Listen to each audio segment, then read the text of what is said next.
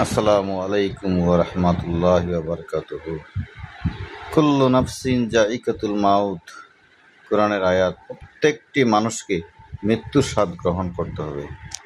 ঠিক একইভাবে কোনো প্রাণী পৃথিবীতে বাঁচবে না। আমার চাচা খাজিবউদ্দিন মাস্টার সাহেব, যিনি দীর্ঘদিন যাবৎ অনেক মেধাবী ছাত্র সৃষ্টি করেছেন আমাদের আটোয়ারী উপজেলা। আমাদের আটোয়ারী উপজেলার এমন কোনো জায়গা নেই যেখানে মেধাবী ছাত্র তৈরি তিনি করেননি। প্রায় প্রত্যেকটা পরিবারেই যে মেধাবী ছাত্রগুলো রয়েছে ওনার আমলে উনি প্রথম আটোয়ারীর উদ্যোক্তা, যার কাছে পড়লে প্রতিটি ক্লাস 5 এবং 8-এ বৃত্তি অবধারিত।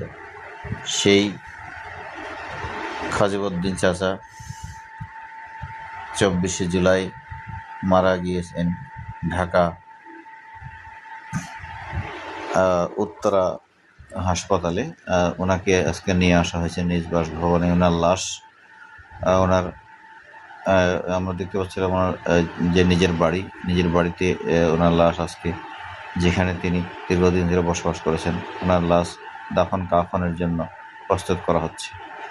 এবং উনি আটোয়ারী উপজেলার একজন সুনাম ধন্য এবং অনেক নামি দামি একজন ব্যক্তি, যিনি আসলে মেধাবী ছাত্র সৃষ্টি করতে এবং ছাত্রদেরকে উৎসাহ উদ্দীপনা দিয়ে পড়াশোনার টেবিলে বসানো থেকে শুরু করে যাবতীয় কাজে তিনি ব্যস্ত ছিলেন।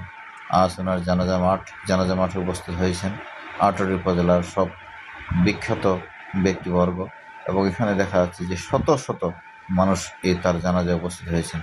এবং ওনার জানাজায় উপজেলার বর্তমান যে সাবেক চেয়ারম্যান মহোদয় যারা রয়েছেন, ওনারা ছিলেন হেডমাস্টার এবং বিভিন্ন স্কুলের টিচার এবং বিভিন্ন ব্যবসায়ী থেকে শুরু করে ওনার আত্মীয় স্বজন এবং শিক্ষক, প্রিন্সিপাল এবং ওনার বন্ধুবর্গ, যিনি সগর্বে ওনার ভালো ভালো কথার স্মৃতিচারণ করেছেন।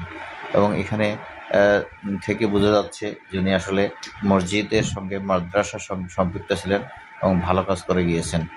আমরা জানি যে আল্লাহ তাআলা তার ফেরেশতা এবং আকাশ ও জমিনের যারা অধিবাসী, তার সঙ্গে একেবারে গর্তের পিঁপড়া এবং পানির মাছ সহ সবাই তার জন্য দোয়া করেন এবং মঙ্গল কামনা করেন, যিনি মানুষকে কোনো মঙ্গলকর শিক্ষাদান করেছেন। সেক্ষেত্রে আমাদের আজিবউদ্দিন চাচা, উনি অনেক অসংখ্য জ্ঞান গুরু, উনি ছিলেন একজন গুরু, আসলে শিক্ষাগুরু। এই শিক্ষাগুরু উনি অনেক অসংখ্য ছাত্রকে সৃষ্টি করে গিয়েছেন এবং যারা আজকে বাংলাদেশের বিভিন্ন অফিস আদালতে বিভিন্ন কর্মে এবং ভালো কাজে যুক্ত রয়েছেন। ওনার অবদানের কথা আমরা কোনো মতে অস্বীকার করতে পারবো না।